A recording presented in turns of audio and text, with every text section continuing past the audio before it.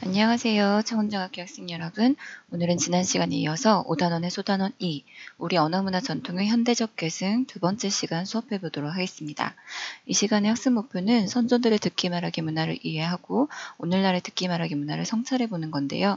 우리 지난 시간에는 처음 부분, 오늘날의 듣기 말하기 문화의 실태와 문제점을 살펴봤고, 그리고 우리 선조들의 언어 문화 중에서 두 가지, 말이 곧 인품이다와 말을 삼가라 한번 알아봤습니다. 이 시간에는 나머지 세 가지 언어 문화의 특징들을 살펴보고 오늘날 듣기 말하기 문화도 성찰 한번 해보겠습니다. 그럼 교과서 211쪽으로 가볼까요? 자, 우리 선조들의 듣기 말하기 문화 세 번째, 품위 있고 바르게 말하라에 대해서 한번 살펴보겠습니다. 이 부분에는 속담이 많이 나오기 때문에 기억을 잘하면서 들어주세요. 자, 이 부분은 늘 아름다우신 우리 3반 유정민 선생님 목소리로 들어보겠습니다. 품위 있고 바르게 말하라. 고기는 씹어야 마시고 말은 해야 마시다는 속담에서 보듯이 우리 선조들은 하고 싶은 말이나 해야 할 말은 시원히 다 해야 한다고 믿기도 했다. 그렇지만 자기 속이 시원하자고 말을 막 하게 되면 역효과가 생기기 마련이다. 그러니 그것을 막을 여러 방도를 강구할 필요가 있었다. 우선 말하는 태도를 품위 있고 바르게 해야 한다는 것이다. 말을 할 때는 몸을 흔들거나 침을 튀기거나 해서는 안 되며 점잖은 태도를 갖추어야 한다. 또한 욕설을 비롯한 상스러운 말을 사용하여 말하기에 품위를 떨어뜨리는 것을 경계하였고 과장하거나 꾸미지 않고 신뢰감을 줄 수 있도록 말할 것을 권했다. 그러나 품위 있게 말해야 한다고 해서 비판할 것을 비판하지 말라는 것은 아니었다. 입은 삐뚤어져도 말은 바로 해라는 속담에서 보듯이 비판할 때에는 엄정하게 하도록 했다. 또한 말을 꾸미지 않는다는 것을 대화 상대를 고려하지 않는다는 것으로 오해해서는 안 된다. 가령 아해 다르고 어해 다르다는 속담은 말을 할 때 그 내용에 못지않게 상대를 고려한 표현의 측면이 중요하다는 것을 드러내고 있다. 즉 상황에 따라 적절한 말하기를 해야 한다고 보았던 것이다. 그런가 하면 가는 말이 고와야 오는 말이 곱다고 하여 대화의 관계를 원만하게 지속할 수 있는 표현을 권장하기도 했다. 또는 말이 고마우면 비지 사러 갔다 두부 사온다고 하여 상대방의 말하는 태도가 마음에 들고 그 뜻이 고마우면 더 잘 대해주게 되는 점을 들어 대화의 자세를 강조하기도 했다. 말이란 상대의 전달 도구이자 사람들 간의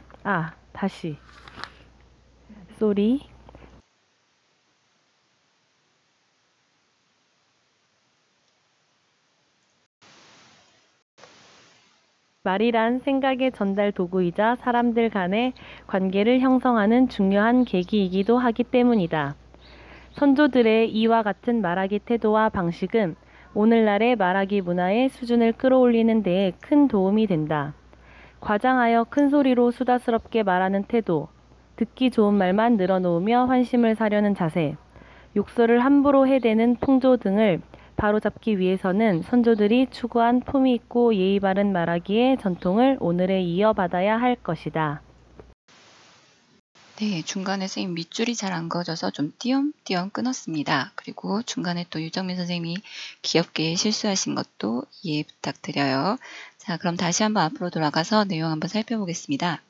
자, 고기는 씹어야 마시고 말은 해야 마시다라는 속담은 하고 싶은 말이나 해야 할 말은 시원하게 다 해야 된다는 그런 말이죠. 그러나 그렇다고 말을 막 하게 되면 역효과가 있습니다. 그래서 그것을 막을 여러 방도도 속담 등을 통해서 드러나고 있는데요. 일단 첫 번째, 말하는 태도를 품위 있고 바르게 해야 한다고 얘기를 하고 있어요. 태도부터 몸을 흔들거나 침을 튀기거나 또 욕설을 하거나 하지 않고 또 과장하거나 꾸미지 않고 신뢰감을 줄 수 있도록 해야 한다고 권해왔습니다. 자, 그리고 입은 비뚤어져도 말은 바로 해라라는 속담에서 볼 수 있듯이 그렇다고 해서 비판할 때까지 비판하지 말라는 게 아니고 비판할 때에는 엄정하게, 엄격하고 바르게 하라고 이야기를 했죠. 또 그 밑을 볼게요. 아해 다르고 어해 다르다라는 속담을 통해서는 사람에 따라서 말을 좀 다르게 해야 한다. 다시 말해서 상황에 따라 적절한 말하기를 해야 한다고도 보았어요. 또 다른 속담, 가는 말이 고와야 오는 말이 곱다라는 속담 많이 들어봤죠. 이런 속담을 통해서는 대화의 관계를 원만하게 지속할 수 있는 표현을 권장하기도 했습니다. 또 말이 고마우면 비지 사러 갔다 두부 사온다라고 하는 속담이 있는데 비지는 두부를 만들고 남은 찌꺼기를 말합니다. 그걸 사러 갔는데 상대방이 말하는 태도가 좋고 고마우면 이제 두부로 바꿀 수 있다는 거죠. 그래서 대화의 자세를 강조하기도 했습니다. 자, 뒤쪽 212쪽을 볼까요? 이와 같은 선조들의 태도 방식은 오늘날의 말하기 문화의 수준을 끌어올릴 수가 있겠죠. 요즘은 과장하여 큰 소리로 수다스럽게 말하거나 듣기 좋은 말만 늘어놓으며 환심을 산다거나 욕설을 함부로 해대는 풍조가 있는데 이것들을 바로잡는데 아주 큰 도움이 된다고 볼 수 있겠습니다. 자, 이번엔 네 번째, 우리 선조들의 듣기 말하기 문화, 말을 실천하라에 대해서 알아보도록 하겠습니다. 여기는 늘 선생님을 편하게 대해주시는 교무실 선생님 짝꿍, 8반 담임 선생님 이현희 선생님 목소리로 들어볼게요. 말을 실천하라. 우리 선조들은 말과 행동이 일치하는 것, 즉 말을 실천하는 것을 매우 중요하게 여겼다. 공자는 논어에서 말보다 그 말의 실천을 중시하고 말의 실천이 따르지 않는 것을 자주 경계하고 있다. 실천을 중시하는 공자의 이러한 생각은 누런민행, 즉 말은 굼뜨되 행동은 민첩해야 한다는 성어에 잘 드러나 있다. 말의 실천을 중시한 이유는 말이 다른 사람과의 약속과 같아 반드시 지켜야 한다고 보았기 때문이다. 다른 사람과의 약속을 중시하는 일락천금이란 성어도 이와 같은 생각에 뿌리를 두고 있다. 그뿐만 아니라 우리 속담에서도 말과 행동의 일치를 중시한 예를 찾을 수 있다. 말은 앵무새라는 속담은 말은 잘하나 실천하지 않는 사람을 비꼰 것이고, 말이 앞서지 일이 앞서는 사람 본일 없다는 속담은 말없이 실천하는 사람이 드문 쇠퇴를 꼬집은 것이다. 네, 아주 또렷하게 잘 읽어주셔서 감사합니다. 자, 네 번째는 간단해요. 우리 선조들은 말과 행동이 일치하는 것, 즉 말을 실천하는 것을 매우 중요하게 여겼습니다. 공자는 논어에서 그 말도 이야기하고 있었고, 또 누런민행이란 말에서 잘 드러나고 있는데요. 누런민행은 이제 어눌하다의 눌자죠. 이제 더듬거리다 눌자인데요. 말은 좀 더듬더라도 굼뜨더라도 행동은 민첩해야 한다. 그런 성어에 또 잘 드러나 있겠죠. 그 다음 일락천금이란 말은 한 번 승낙한 것, 허락한 것은 천금처럼 여겨야 한다는 말이 되는데요. 다른 사람과의 약속은 반드시 이렇게 지켜야 한다라고 생각하는 성어라고 볼 수 있겠습니다. 또 다른 속담을 보면요. 말은 앵무새라는 속담은 말은 잘하나 실천하지 않는 사람을 비꼬았죠. 앵무새가 말은 잘하지만 실천하진 않잖아요. 그리고 말이 앞서지 일이 앞서는 사람 본일 없다는 속담 역시 말없이 실천한 사람이 드문 현세태를 꼬집은 것이라고 할 수 있겠네요. 자, 이제 다섯 번째, 듣기를 현명하게 하라에 대해서 한번 학습해 보도록 하겠습니다. 이 부분은 늘 한결같은 모습이 존경스러운 우리 4반 이민재 선생님 목소리로 들어볼게요. 듣기를 현명하게 하라. 우리 선조들은 또한 듣기를 매우 중요하게 여겼다. 귀가 보배라는 속담은 글을 읽어 배운 바는 없어도 귀로 들어 지식을 갖출 수 있다는 뜻이니, 듣기는 우리가 몸으로 할 수 있는 행위 중에 보배로운 일임을 보여준다. 이처럼 듣기가 보배로운 일이 될 수 있도록 우리 선조들은 몇 가지 듣기의 원칙을 지켰다. 첫째, 들을 때는 정신을 집중하여 자세히 들어라. 중용에서는 들을 때 총명하게 들어야 함을 강조했다.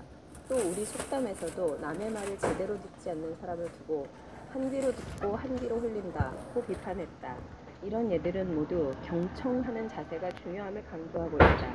둘째, 자신을 비판하는 말이나 자신에게 도움이 되는 말은 겸손하게 듣고 실천하라.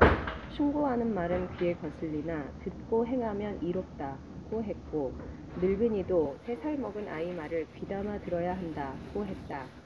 자신을 비판하는 말을 듣는 것과 늙은이가 3살 아이의 말을 듣기란 참으로 쉽지 않은 일이다. 이는 충고의 말이 자신에게 도움된다는 것과 3살 아이의 말에서도 배울 점이 있다는 것을 아는 겸양의 자세를 강조한 표현이라 하겠다. 그래서 율곡이인은 경몽요결에서 남이 자신을 비방하면 자신이 비방을 받을 만한 허물이 있는지 살피고, 있다면 고치고, 없다면 더욱 허물이 없도록 노력해야지 자신을 비방한 사람과 다투어서는 안 된다고 했다. 셋째, 비판적으로 들어라. 선비들은 남의 말을 들을 때는 말하는 사람의 행동거지를 살펴 그 말이 진실한가를 확인했다. 그래서 속담에서도 남의 말 다 들으면 목에 칼 벗을 날 없다고 하여 남의 말을 무턱대고 따르는 일이 많지, 자기에게 필요한 말만 가려드려야 함을 강조하고 있다. 네, 녹음 상태가 조금 좋지 않았습니다. 미안합니다. 네, 다시 앞으로 갈게요. 우리 선조들은 듣기를 매우 중요하게 여겼습니다. 귀가 보배라라는 말은 듣기가 보배로운 일이라는 것을 말해주죠.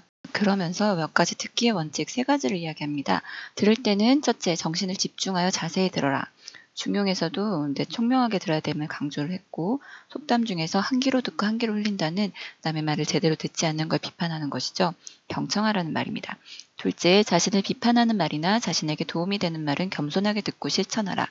이 말 역시 이제 충고하는 말은 귀에 거슬리나 듣고 행하면 이롭다. 늙은이도 3살 먹은 아이 말을 귀담아 들어야 한다. 이런 속담들을 통해서 표현을 하고 있습니다.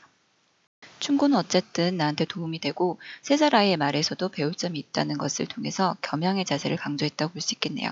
하나 더 예를 드네요. 율곡이가 어린이용 학습서로 지었던 경몽요구열이라는 말이 어렵네요. 이거는 이제 어리석을 몽자인데요. 어리석음을 깨는 요기는 비결 정도로 해석하면 되겠습니다. 자, 일단 경몽여결에서 뭐라고 했냐면 남이 자신을 비방하면 내가 비방을 받을 만한 허물이 있는지 먼저 살펴보고 있다면 고치고 없다면 그 허물이 없도록 더 노력해야지 그걸 비방한 사람하고 다툴 필요는 없다고 이야기를 하고 있습니다. 대단하죠? 자, 그렇다고 해서 이제 또 비판적으로 듣지 말라는 거 아닙니다. 비판적으로 또 그 말을 들어야 돼요. 말하는 사람의 행동에서 그 말이 진실한가를 확인해 봐야 됩니다. 속담 하나를 더 예를 드네요. 남의 말 다 들으며 목에 칼 벗을 날 없다. 남의 말을 무턱대고 따르며 낭패 보는 일이 많다는 뜻인데요. 여기서 칼은 요걸 말합니다. 우리가 아는 요리용 칼이 아니라 옛날에 죄인에게 씌우던 형틀을 칼이라고 했어요. 그러니까 남의 말을 다 들으면 이런 형벌을 받을 날이 많아진다 이런 말이 되겠죠. 그래서 남의 말을 무턱대고 따르지 않고 나한테 필요한 말만 가려들어야 한다는 말을 가려들어야 함을 강조하고 있습니다. 자, 이제 마지막 마무리 한번 보도록 하겠습니다. 여기는 누가 읽어주실까요? 자, 마지막 남은 한 분 목소리 들어볼게요. 오늘날의 듣기 말하기 문화는 우리 선조들의 그것과 사뭇 달라졌다. 물론 우리 선조들의 듣기 말하기 문화에 긍정적인 내용만 있는 것은 아니다. 예컨대 여성에게 순종과 침묵을 강요하는 등 남녀에 대한 차별 의식이 드러나는 부분은 현대를 살아가는 우리로서는 반드시 비판해야 하는 측면이다. 그러나 오늘날 우리는 자기 의견만을 고집하고 상대방을 이기기 위해서라면 토의나 토론의 규칙을 가볍게 무시한다. 과장되거나 진실하지 않은 말도 별 반성 없이 뱉는다. 이치에 닿지 않는 주장을 반복하고 상대의 말이 지닌 장점을 인정하지 않고 허점을 찾아 비판하기에만 급급한 경우도 많다. 이런 현상들의 공통점은 말하는 사람이나 듣는 사람들 모두 품격 있는 인간으로서 행동하거나 대접받지 못하고 있다는 것이다. 모든 사회는 행복을 추구한다. 그리고 그 행복이 품격 있는 삶 또는 인간다운 삶에서 실현된다고 본다면 품격 있는 듣기와 말하기도 행복의 한 조건이 될 수 있다. 따라서 우리는 전통적인 듣기, 말하기 문화의 가치를 적극 계승하고 발전시킬 필요가 있다. 말할 때의 예의 바른 태도, 화평한 어조, 감명하면서도 조리 있는 표현, 말과 행동을 일치시키는 태도, 남의 말을 들을 때의 경청하는 태도 등이 오늘날에도 계승해야 할 가치가 있는 품격 있는 듣기 말하기의 문화적 요소들이다. 새 길은 늘 옛길로부터 비롯되는 법, 삶의 품위가 새삼 그리워지는 시대이다. 자, 누군지 알았나요? 평소엔 되게 카리스마 넘치신데 목소리는 참 부드러우신 우리 일반 김현숙 선생님 목소리로 들어봤습니다. 다음 정리를 할게요. 우리 선조들의 듣기 말하기 문화에 모두 긍정적인 내용만 있는 것은 아니라고 합니다. 남녀에 대한 차별의식도 드러나죠. 예를 들면 암탉이 울면 집안이 망한다 이런 말들은 남녀에 대한 차별의식이 드러나기 때문에 반드시 비판해야 하는 측면이 있습니다. 하지만 오늘날 많은 이제 공통점으로 들 수 있는 문제점들이 있잖아요. 말하는 사람이나 듣는 사람 모두 품격 있는 인간으로서 행동하거나 대접받지 못하고 있다는 것이 있기 때문에 우리는 전통적인 듣기 말하기 문화의 가치를 적극 계승하고 발전시킬 필요가 있다고 이야기를 합니다. 자, 그것들은 예의 바른 태도, 화평한 어조, 감명하면서 조리 있는 표현, 말과 행동을 일치시키는 태도, 남의 말을 들을 때 경청하는 태도 등이 되겠네요. 자, 그러면 이 글의 종류가 뭘까요? 자, 이 글은 우리 선조들의 듣기 말하기 문화를 설명하는 설명문입니다. 하지만 그걸 통해 오늘날의 듣기 말하기 문화를 좀 비판하고 있어요. 그래서 비판적인 성격을 가진 설명문이 되겠습니다. 주제는 뭐겠어요? 선조들의 듣기 말하기 문화를 거울 삼아 오늘날의 듣기 말하기 문화를 성찰하자, 반성하자, 따라서 계승하자 라는 말이 되겠네요. 자, 그것의 특징으로 예시와 나열의 전개 방법을 사용을 했습니다. 어떤 것들을 예를 많이 들었냐면 속담, 격언, 시조 등을 예를 많이 들었고 나열을 많이 했죠. 자, 오늘 수업은 여기까지입니다. 본문 분량이 좀 길어서 강의가 길었습니다. 수업 시간에 또 활동을 통해서 더 깊이 있게 이해해 보도록 할게요. 그럼 수업 시간에 보겠습니다. 안녕.